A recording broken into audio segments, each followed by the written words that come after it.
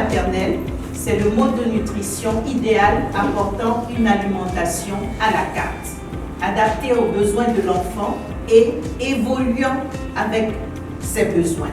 Si l'enfant tète quelqu'un d'autre que sa mère, il pourra n'avoir pas beaucoup de force. Il pourra même n'avoir pas la tête complète. On parle de folie, de débilité. Mais s'il tète le sein et qu'en même temps la mère lui parle avec la parole de sa mère, il aura la tête pleine, la tête complète. Donc ça, ce sont les paroles d'un guérisseur Wolof qui ont été traduites ici.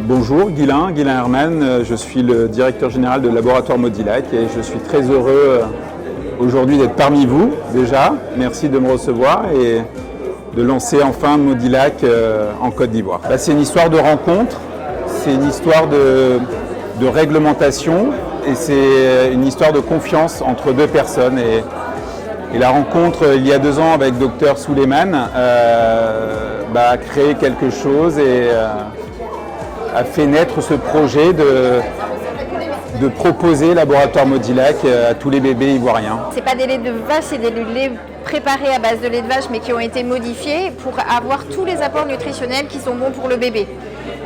L'allaitement maternel, c'est l'aliment idéal, mais au-delà de 6 mois, il est nécessaire de donner des suppléments à l'enfant. Et puis, toutes les mamans ne peuvent pas allaiter, elles reprennent le travail, c'est pas toujours facile. Donc du coup, les préparations pour nourrissons infantiles permettent de pallier à ça et d'apporter tout ce qui est nécessaire pour le bébé, pour sa bonne croissance et pour éviter toutes les carences nutritionnelles qui peuvent exister et qu'on peut avoir chez un enfant. Vous avez vu que j'ai fait une communication sur l'allaitement et l'accompagnement des mères pour montrer que le lait maternel, c'est vraiment le référentiel. C'est le lait idéal, c'est le lait à la carte pour nos enfants. Mais il arrive des moments où le lait maternel ne pourra plus subvenir aux besoins de l'enfant. C'est-à-dire qu'il faut le lait maternel exclusif jusqu'à 6 mois. Et puis, à partir de 6 mois, on continue le lait, mais il faut ajouter d'autres, les aliments de complément, la diversification. Donc, il faut que ce soit bien fait pour que l'enfant ne soit pas carencé en fer, en zinc et tout.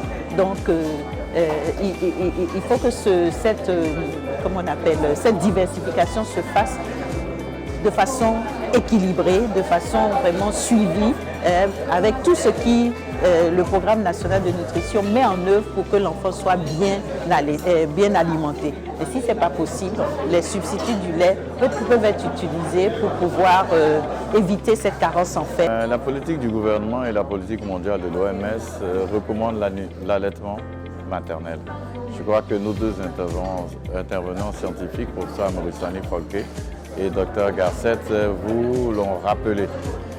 Ce qui fait que les substituts à l'allaitement maternel, donc par les laits infantiles, sont obligés de répondre aux normes de disponibilité et d'accessibilité.